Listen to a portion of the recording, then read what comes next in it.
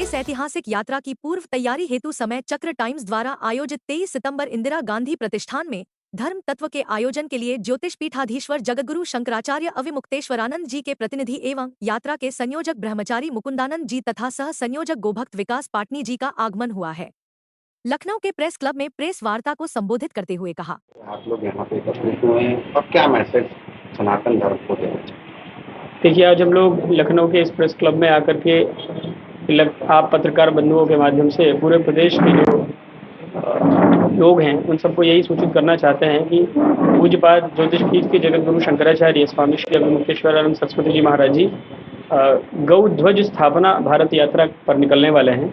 आगामी 22 सितंबर से यात्रा शुरू होगी। 22 की रात्रि में पूज्य महाराज श्री लखनऊ पहुँचेंगे।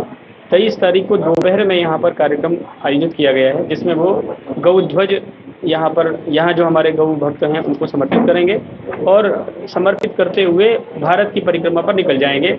यहाँ से फिर वो बिहार होते हुए पूर्वोत्तर के राज्यों में जाएंगे।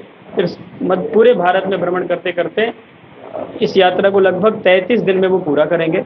और इस यात्रा को करने के पीछे का उद्देश्य एकमात्र है कि भारत देश में पूरी तरह से गौ हत्या बंद हो और गौ माता को राष्ट्रमाता घोषित किया जाए।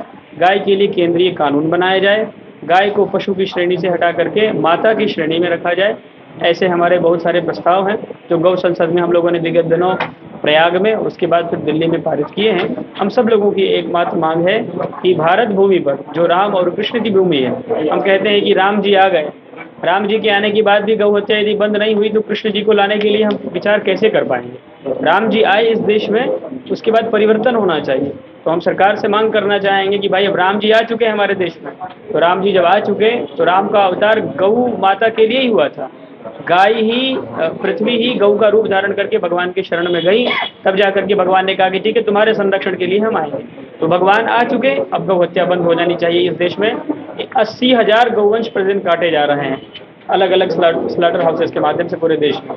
वो पूरी तरह से बंद होना चाहिए। एक बूंद गौ माता का रक्त जब तक इस धरती पर गिरता रहेगा तब तक इसमें सुख नहीं होगा, तब तक इसको चैन नहीं होगा। भारत को यदि सोने की चिड़िया बनानी है, समृद्ध बनाना है, हमको अपनी कृषि परंपरा को व्यवस्थित करना पड़ेगा, हमको अपने देवताओं को जागृत करना पड़ेगा। और ये सब, इन सब का आधार भगवती गौ है, इसलिए गौ का संरक्षण आवश्यक है। उन्हीं के संरक्षण के दृष्टिकोण से पूज्य शंकराचार्य जी महाराज की गौ ध्वज प्रतिष्ठा भारत यात्रा है। ये गौ रक्षा जो है यह हमारे सनातन संस्कृति के लिए बहुत ही आज प्रासंगिक है और इसका महत्व जो है गाय के संरक्षण और संवर्धन का आज जो मुद्दा चल रहा है, यह हमारे सनातन संस्कृति की रक्षा का प्रश्न है। और हिंदू सनातन संस्कृति में गौ माता को बहुत महत्व दिया गया है।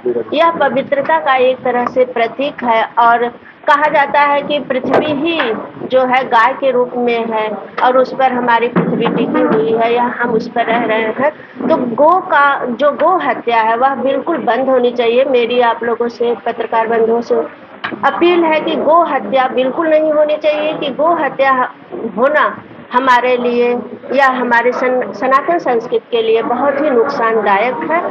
और जो गाय है वो राज्य सूची का विषय है और इसका संरक्षण तभी हो सकता है जब यह केंद्रीय सूची में डाल दी जाए।